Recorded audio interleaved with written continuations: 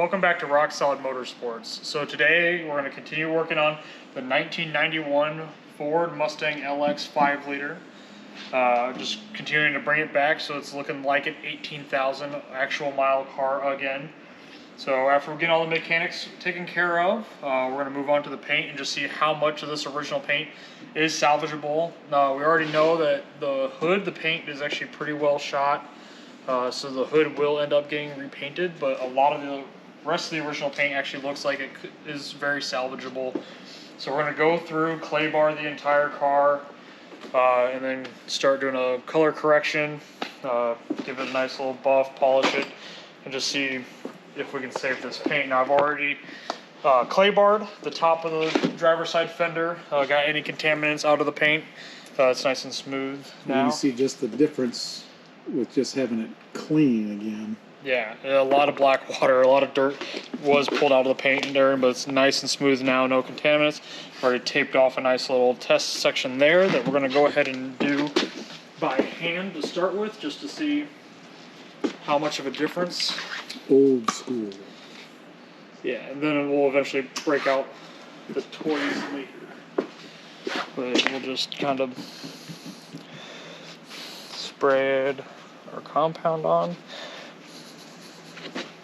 And typically you'll do this in a more inconspicuous spot than the top of the fender, just to kind of get a test portion. But seeing as though the hood's going to get painted, it'll probably, the top of the fender will get blended in as well.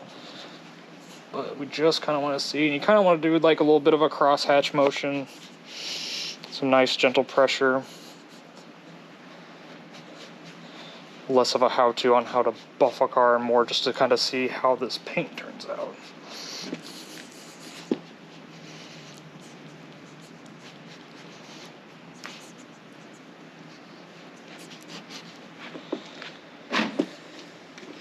So we already kind of see just how oxidized that paint was by how much comes off on your pad. So I'm sure my buffing pad will look bright red when I'm done with it. It's dry enough.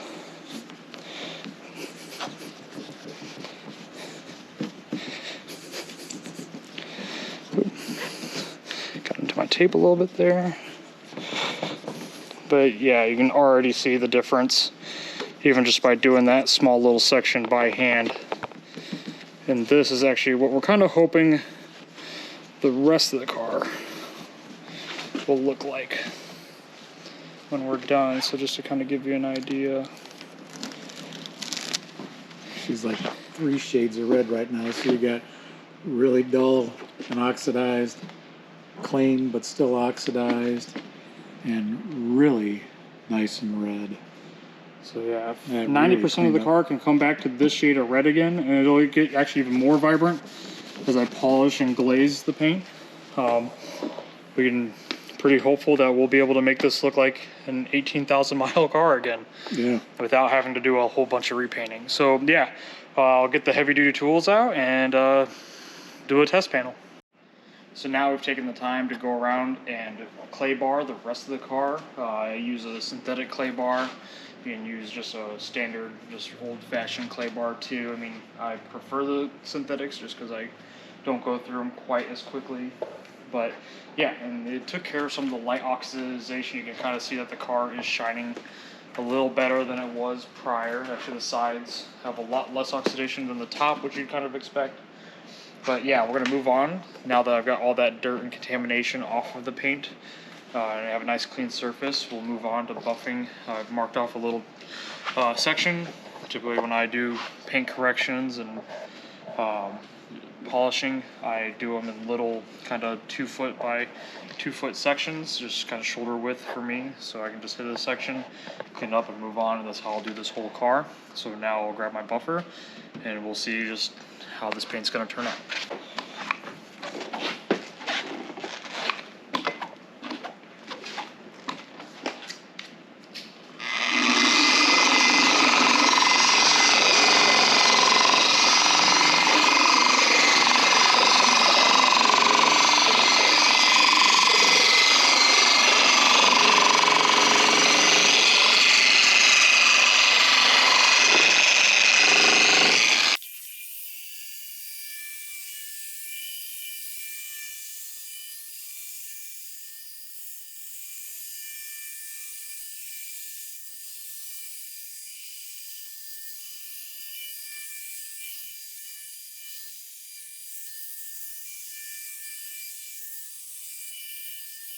So now that we've finished this panel here, went ahead and did about 4 passes. I'm sure with how heavily oxidized this paint is, at least on the top side, I'm probably gonna have to hit a couple spots, maybe twice. Actually, and then as I finish, I'll move on and use a glaze later to kind of bring that color back to life, add some gloss back into the paint. But overall, you can kind of see too just how oxidized this paint is by how much is coming off on my pad. I mean, pad used to be like a peachish color, and now it's nice dark red. So I'll clean that pretty regularly as I go through this, but not a problem. It's to be expected with these oxidized paint jobs. These cars have been sitting for a little bit. We'll go ahead and take that compound off.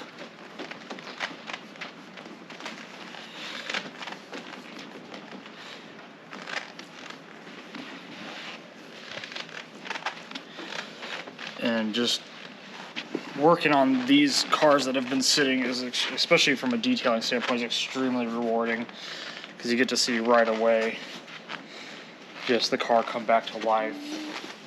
You can see just how well that red turned out. Might have to work on the plastic a little bit more. We do have a little bit of fade here. See if I can get that to come back at all, or if that's going to need to be painted. But we'll go ahead and take our tape off so you get a really good idea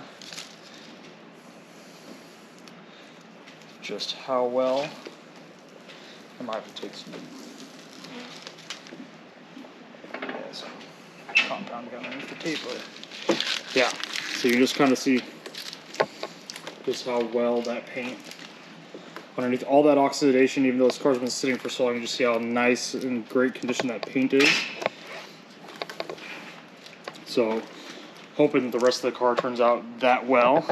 So now we'll go ahead, finish buffing out the rest of the car, and we'll just see how pretty we can get her.